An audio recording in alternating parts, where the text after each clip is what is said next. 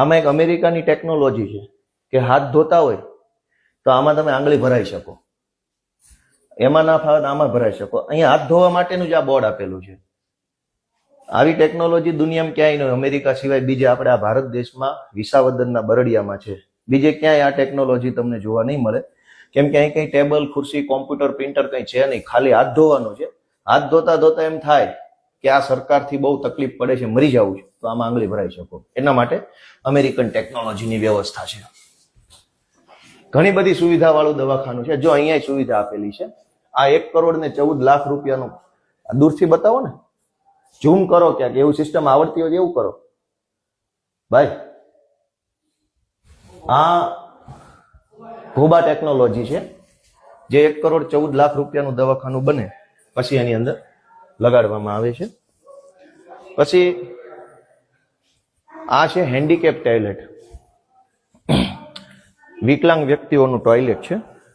હવે વિકલાંગ વ્યક્તિને આ વોશ બેસિન છે. ધારો કે વિકલાંગ વ્યક્તિ મજબૂત આવી ગયો, મારા જેટલો 100 કિલો, અને ઊભું થવાની કોશિશ કરી કે મારાથી ઊભું થવું છે, તો આ ઊભા થઈ ગયા. આ થઈ ગયું ઊભું. હું તો 60 કિલોનો નથી, 80 કિલો. આ વિકલાંગ વ્યક્તિનું સપોર્ટ લેવાની સિસ્ટમ છે. મેં સપોર્ટ લીધો. વિકલાંગને ઘણીવાર પગ ના હોય, એનું શરીર હેવી હોય. હવે આને અડવું નથી, આ તો બહુ મજબૂત હશે એવું માની લઈએ છીએ. આ છે ઓસ્ટ્રેલિયન ટેકનોલોજીનું. બીજું કે આ બધું તૂટી ગયેલું છે. આ બધું 1 કરોડ ને 14 લાખનું.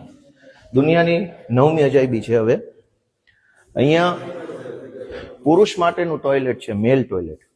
એનો દરવાજો જોવો જોઈએ. દરવાજો કેવો દેખાય? અહીં લાવો ને, અહીં લાવો. દરવાજાની સાઈઝ જોવો, 1.5 ફૂટનો દરવાજો.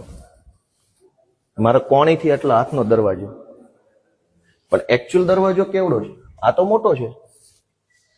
તો આ ઓસ્ટ્રેલિયાની ટેકનોલોજી છે કે આવી રીતે કોઈ ટોયલેટમાં આસાનીથી જાય નહીં, ટોયલેટ ગંદુ ન કરે, એટલે દરવાજો સાંકડો રાખ્યો છે. જાડો માણસ જઈ ન શકે, કેમ કે જાડો માણસ અંદર જાય તો ગંદકી કરે, એટલે એવું ના થાય. એટલે સરકારે ટેકનોલોજી વાપરી છે આ 4 ફૂટનો.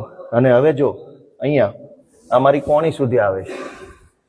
અહીં નીચે બેસીએ તો કોણી સુધી નથી આવતું, સાંકડું થઈ જાય. એટલે કે આમ વી શેપનો દરવાજો બનાવ્યો છે. 1.5 ફૂટ, અહીંથી 1.25 ફૂટ, અને નીચે જતા 1.5 ફૂટનો વી શેપનો દરવાજો છે. આ ટેકનોલોજી વિદેશમાં જોવા મળે છે.